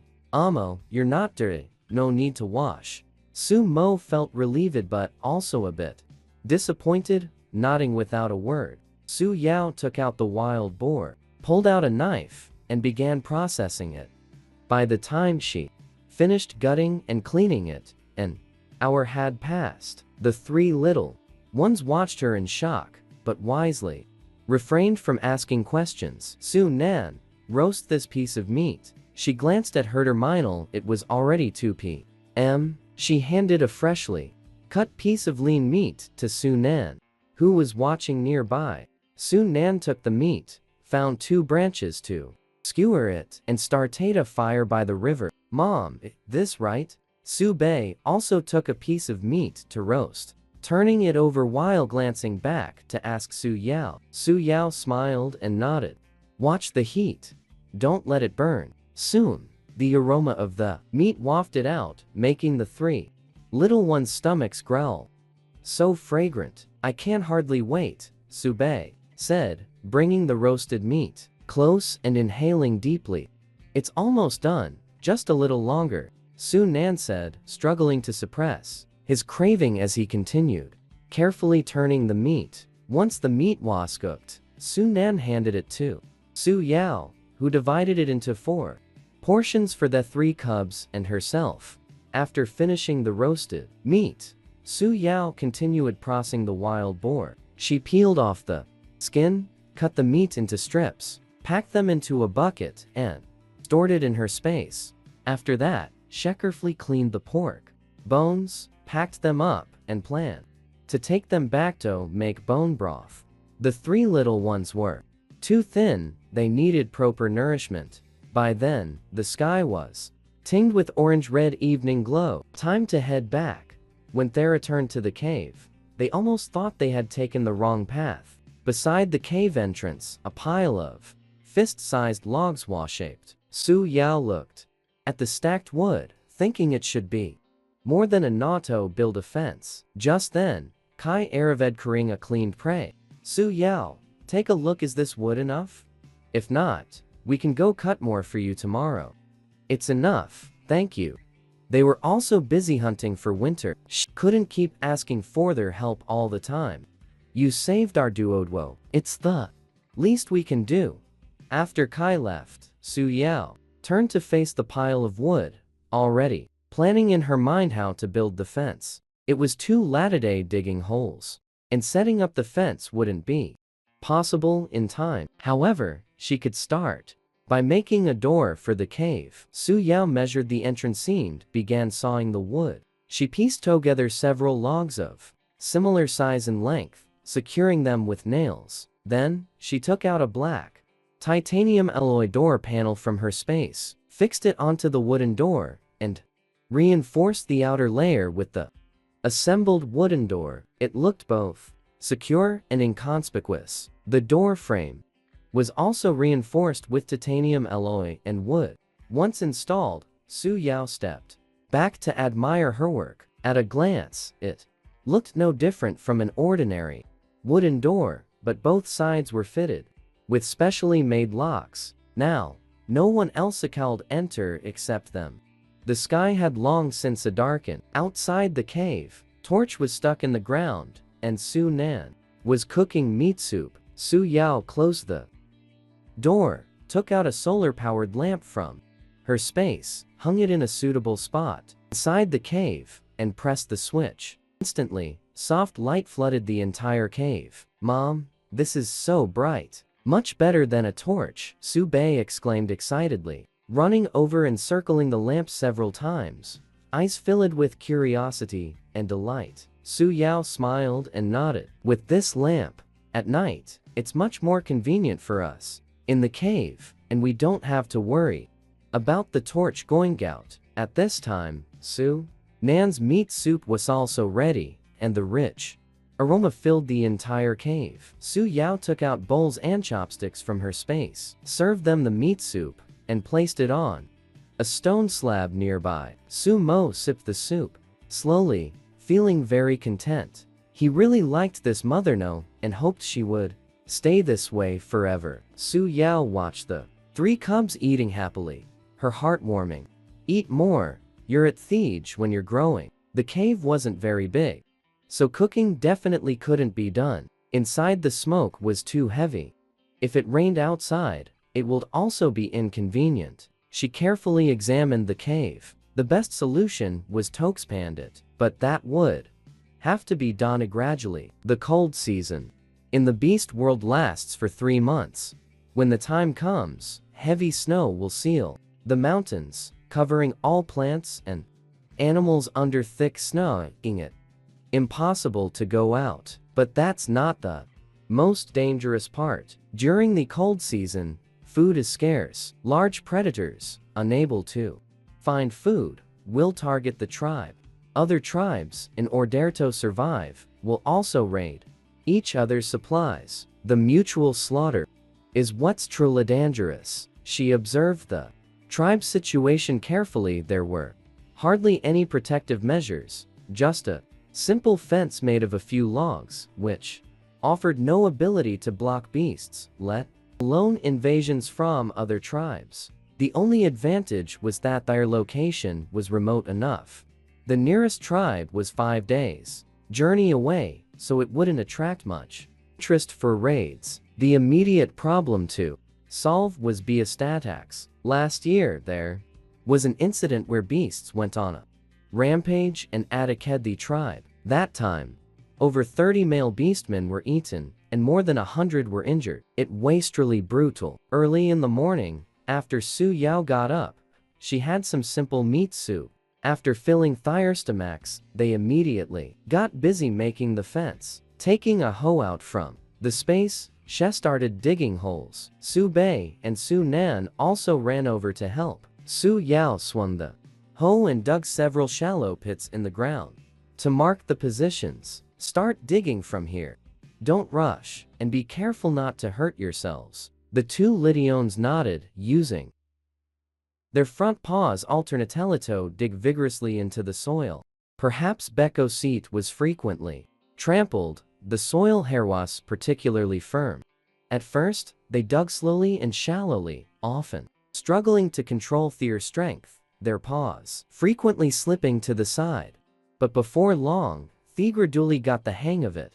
Their digging speed increased, and the small pits grew deeper and deeper. "Mom, look how I'm digging." Su Bei stopped, lifting his little head covered in mud, looking at Su Yao with anticipation. Su Yao reached out and wiped the dirt from the top of his head.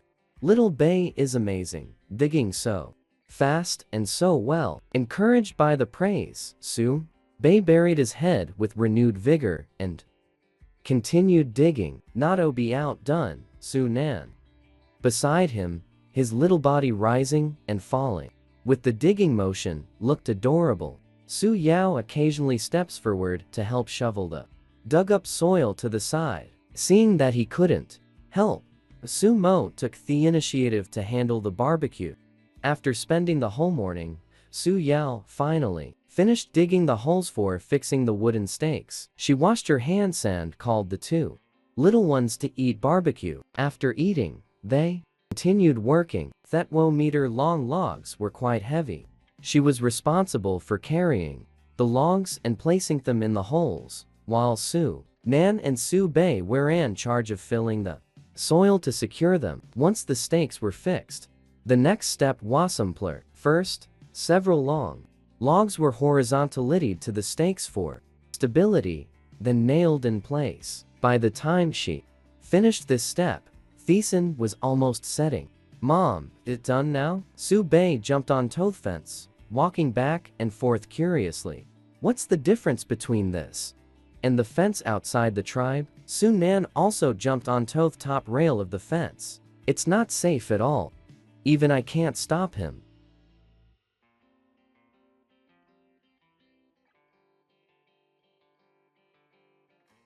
Su Yao reached out and grabbed his tail, pulling him down. "It's not that simple. Go play somewhere else."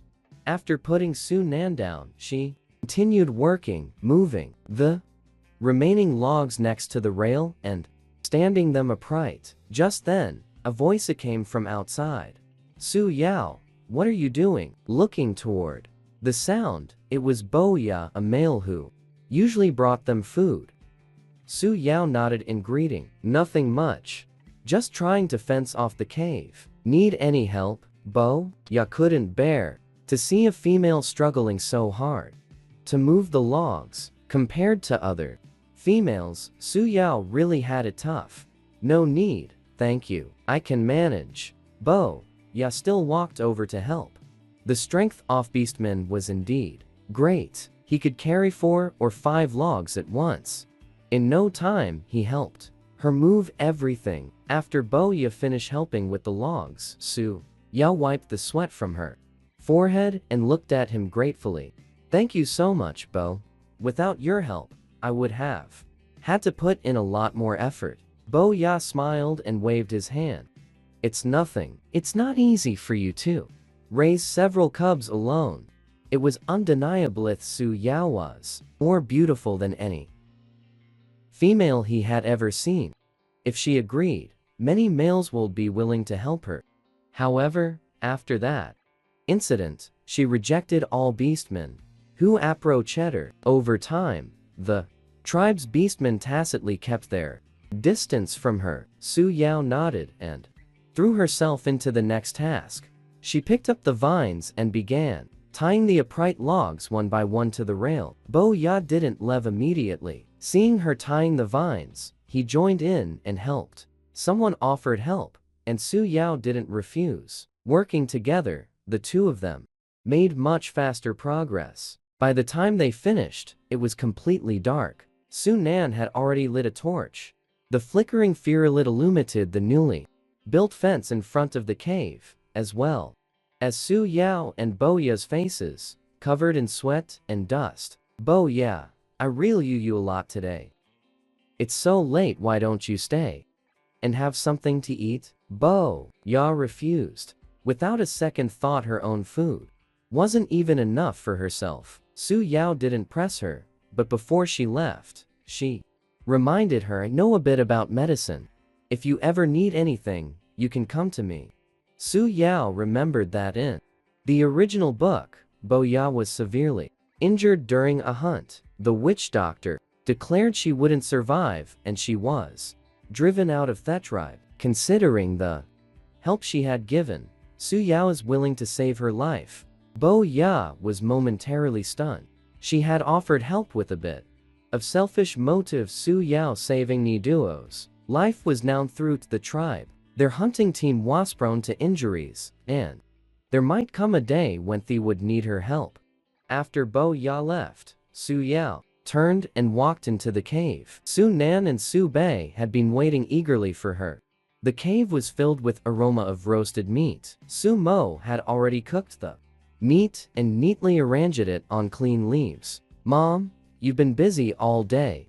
Try the meat I roasted. Su Yao took the meat, took a bite, and praised. It's delicious. Hearing the praise, Su Mo's tail flicked proudly. After the meal, taking advantage of the night, Su Yao prepared to finish their remaining work before resting. Su Nan, seeing she still had work to do, followed behind her. She really was different. No, the current her was so good. It was like she had become a different person. Su Yao handed him the box containing nails. Su Nan was clever. He took it and actively passed her the nails. Su Bei also wanted to help but was stopped by Su Yao. Su Bei watched from the side with eager eyes, looking utterly dejected. Mom, why won't you let me help? I want to help you with big brother too. Be good, go inside and keep your brother company. Su Nan is enough here. Su Bei wasn't too happy about it, but still nodded and went into the cave. By the time all the nails were hammered in, the night was already deep. Covered in sticky sweat, Su Yao picked up her clothes and prepared to go to the river to bathe. This time, Su Nan and Su Bei offered to accompany her. It was so late. A female Alana definitely wouldn't be safe. Su Yao was pleasantly surprised. After a few days of getting along, it seemed the Lidiones had accepted her. By moonlight, Su Yao, Su Nan, and Su Bei toward the river. Along the way, Su Nan and Su Bei were like two little guards, pressing closely against Su Yao on either side. Their small bodies radiated full alertness, their eyes constantly scanning the surroundings. Su Yao had the two children wait a bit farther from the river, while she herself waded into the shallows. Su Nan and Su Bei sat on rocks by the bank, their backs to Su Yao, bodies tense as they surveyed the area. This time, Su Yao washed quickly, mainly because the river water was too cold. What Su Yao didn't know was that during their absence, a dark figure had appeared outside the fence, carefully examining her new enclosure, running a hand over the nearly invisible black nails, something he had never seen before. By the time Su Yao and the children returned to the cave, it was late at night. They locked the door and went straight to bed. The next morning, Su Yao felt as if several large stones were pressing down on her, making it hard to breathe. She tried to turn over but found she couldn't move at all.